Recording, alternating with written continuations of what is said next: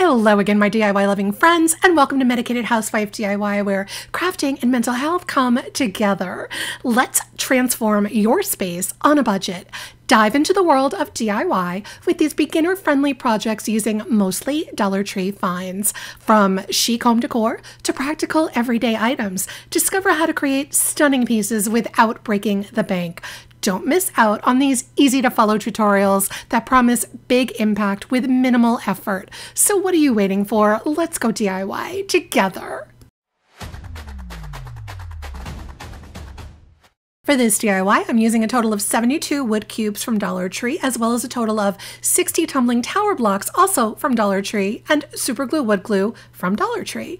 To begin with, I take one block and attach two cubes, one on the top and one at the bottom, as you see right here. Then that's followed by another block, and then another two cubes, one on the top, one on the bottom, same as before.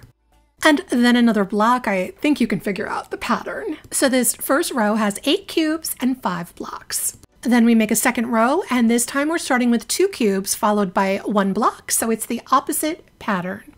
Then we're going to add 2 more cubes, one at the top and one on the bottom, followed by a block, and so on and so on, until we have this second row, which is the same length with 10 cubes and 4 blocks, so the 2 rows contrast each other. I'm going to repeat these 2 rows 3 more times, so I will have 4 of each. Once I have 4 of each row, I take the first row and we're going to glue it onto the second row, as you see right here, so that our blocks and our cubes alternate next to each other. We'll do that 3 more times, so we have 4 of these sets. Next, I'm making a base for the 4 walls that we just made. The base uses 24 blocks, 2 rows of 9 blocks, and 3 rows of 2 blocks, as you see right here. We glue everything together just like you see it here, and just so you know, these 24 blocks are included in our total of 60 blocks for this whole project.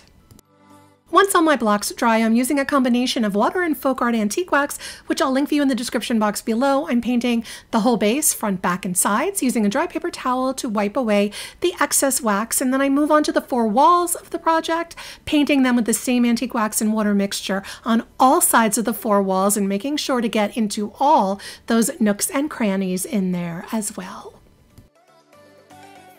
To assemble the project, I glue the base to each side of the 4 walls one at a time, adjusting as I go along to make sure everything lines up straight. And because I wasn't really gluing together the walls to each other, I felt the project needed more stability, so I had 4 coffee stirrers, wood coffee stirrers, but you can use pieces of wood craft stick for this.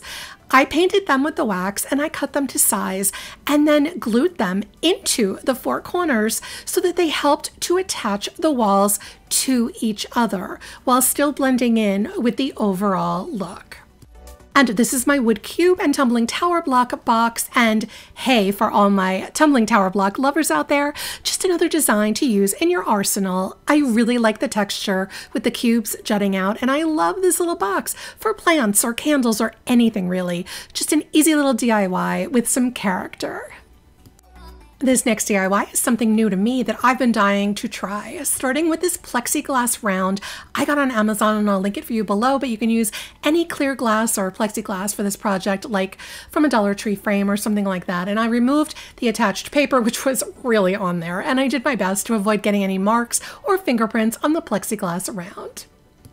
I Google imaged some round stained glass images or coloring book images, and I found this one with some leaves on a half moon, and I liked it, so I sized it to the size of my plexiglass and printed it. I taped the image to my table and then taped the plexiglass on the image so neither of them would move. I'm going to carefully trace the image onto the plexiglass using a black Sharpie marker, and I'm still trying to avoid fingerprints and marks on the glass. I'm going to trace all the details and also trace over the circle that frames that image, and I did this pretty slowly, so I'm speeding it up in the video for you, but you want to take your time and be very careful.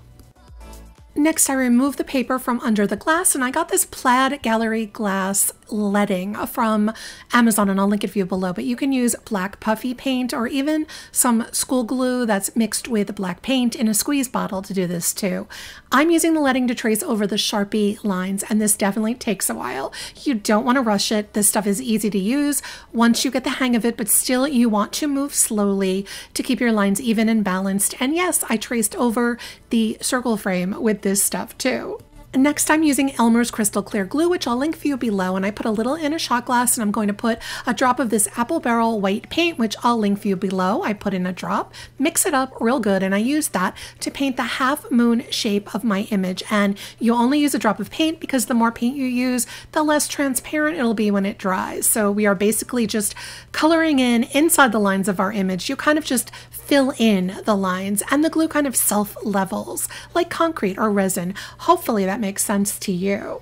The next color I grab is this Apple Barrel English Ivy Green, which is a lovely dark green, and I'll link it for you below. I add a drop to the clear glue and I mix it, and I pick out a couple of the leaves in different places to paint with this green.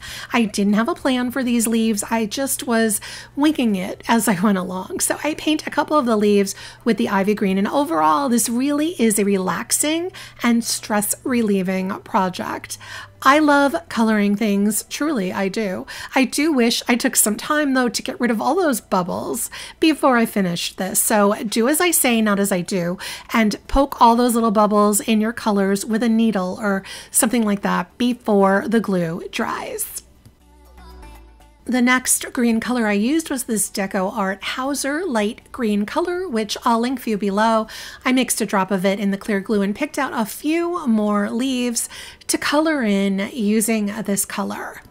Then I thought I'd get all fancy and used a drop of the darker green glue on the light green leaves to get a subtle ombre effect. And yes, it was very, very subtle. And next I used this Apple Barrel Christmas Green, and I'll link it for you below. This is just a basic bright green color. So I painted a couple of leaves with this green color. I also used a toothpick to get some colored glue into the really narrow areas of the design, as you can see me doing right here. Next, I picked this Apple Barrel Lime Tree Green, which I'll link for you below. This is a nice, bright, light green, very fresh and springy. I painted a couple of the leaves with this one as well. I filled in the remaining leaves with the colors that I already mixed. I decided to fill in the background inside the circle with a sky color. So I grabbed this Delta Lost Lagoon as well as some Apple Barrel Award Blue to use as an accent color to the lagoon for some dimension. I used a larger brush and I filled in the top part of the background with the lagoon, and then filled in the bottom part of the background with the Award Blue, and then I mixed a little bit of each into each other on the background to give more of a real blue sky effect. Now, keep in mind that all of these colors can dry completely different than when you're painting them on. So I was just going to see where everything just ended up. A real surprise project, but in a fun way. I wanted to do something to the edge of the plexiglass outside the black frame, so I painted it with some plain Mod Podge from Dollar Tree, just so it would be a little frosty looking when it dried. I needed a stand for my plexiglass, so using 8 painted Jenga blocks I had on hand and a jumbo craft stick, I glued 2 sets of 3 Jenga blocks end to end, and then with them on their sides, I used them to mark my craft stick to cut the same length as the 3 block sets.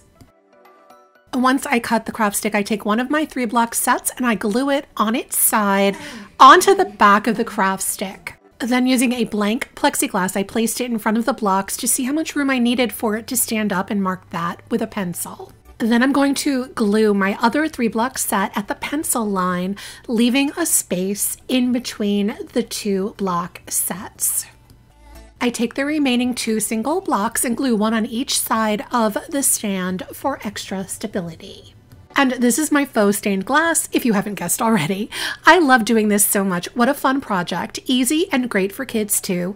I like it freestanding, but you could make a hanger for it for a window. And I had to fake my sunlight for this reveal picture because it's been raining here so long, I'm considering building an ark. Seriously. This next DIY begins with a wood box from Dollar Tree, the kind that comes with a drawer, but we only need the box.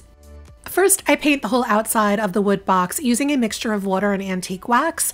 I don't need to paint the inside because the bottom of the box is going to be the top for this project. I'm also painting 4 small wood craft sticks from Dollar Tree using that same antique wax mixed with water.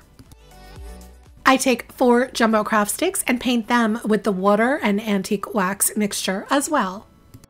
I use the box as a template and I mark the size with a pencil onto the 4 jumbo craft sticks, and then using a scissors I trim 4 craft sticks to the same size as the walls of the box.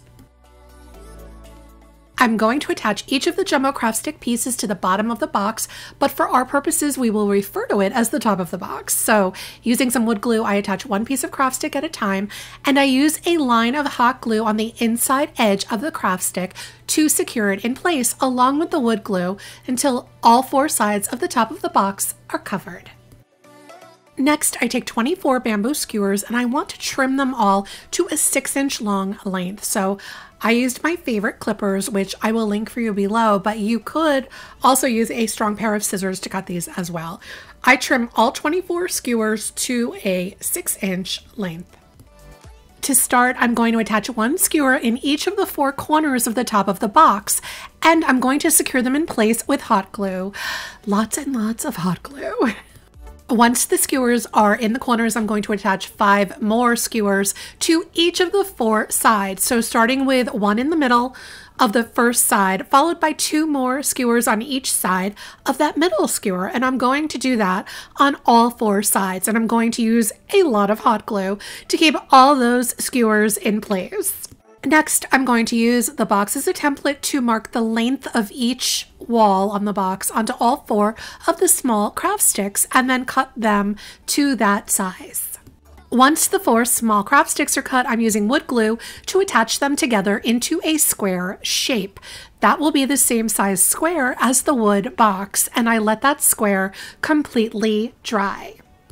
While my craft stick square dries, I have this faux suede cord from the Crafter's Corner of Dollar Tree, and I'm using that to hide the seam between the wood box and the jumbo craft sticks on top of it, attaching the cord with hot glue all around that seam around the entire box. I also didn't like the seam where the skewers attached to the craft stick wall, so initially I cut some skewer pieces to cover that up, but I end up removing those later, and off camera I replaced them with 3 rows of some Dollar Tree Nautical rope. Once my craft stick square is dry, I very gently place it over the top of my bamboo skewers, fitting it over all the tops of the skewers, and then off camera, I painted and cut more craft sticks to place over the top edge of that craft stick square to hide the tops of all those skewers because I really didn't like the way they looked. And this is my wood lamp or lantern. I had to hide that middle part with nautical rope because there was so much hot glue on top of that box. The push light that I placed inside would not go all the way to the bottom, so I camouflaged that with the rope. You know I'm always honest with you. Not my favorite project. It's got some issues, but I don't hate it. I just don't love it.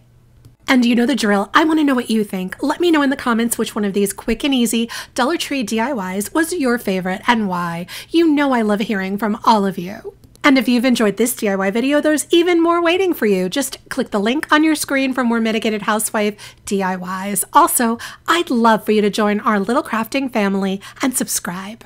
Thanks for watching, and until next time, my name is Sarah. I'm the Medicated Housewife, and crafting is my medication.